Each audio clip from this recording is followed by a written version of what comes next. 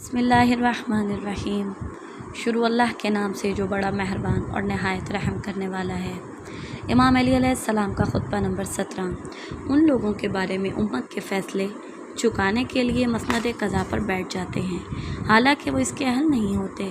तमाम लोगों में सबसे ज़्यादा खुदा के नज़दीक मबगूज़ दो शख्स हैं। एक वो जिसे अल्लाह ने इसके नफ्स के हवाले कर दिया हो, यानी उसकी बदआमालियों की वजह से अपनी तौफीक सल्ब कर ली, जिसके बाद वो सीधी राह से हटा हुआ बिदअत की बातों पर फरीफ्ता और गुमराही की तबलीग पर मिटा हुआ है।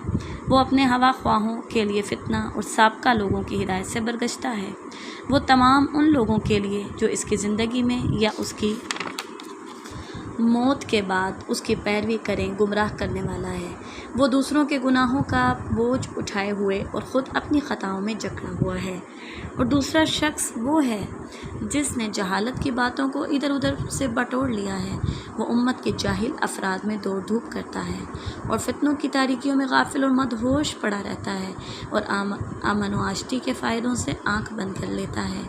चंद इंसानी शक्ल व सूरत से मिलते जुलते हुए लोगों ने उसे आलिम का लक़ब दे रखा है, हालांकि वो आलिम नहीं। वो ऐसी बेसूद बातों के समेटने के लिए मुँह अंधेरे निकल पड़ता है जिनका ना होना होने से बेहतर है।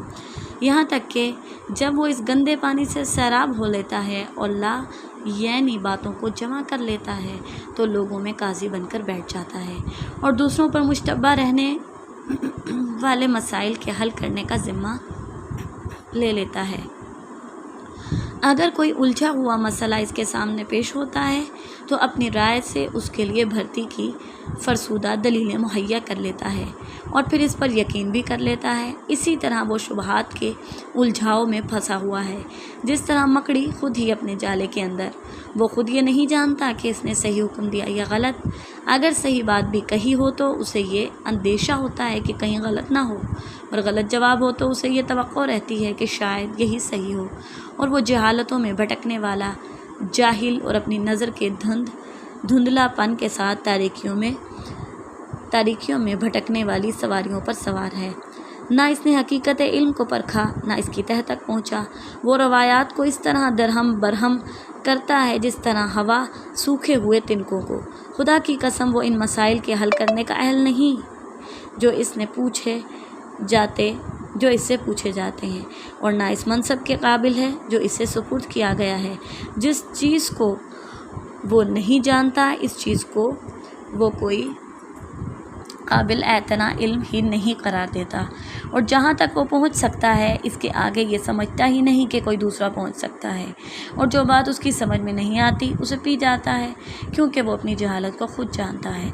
नाहक बहाए हुए खून उसके नारो फ़ैसलों की वजह से चीख रहे हैं और गैर मुस्तहिक अफराद को पहुँची हुई मीरासें चिल्ला रही हैं।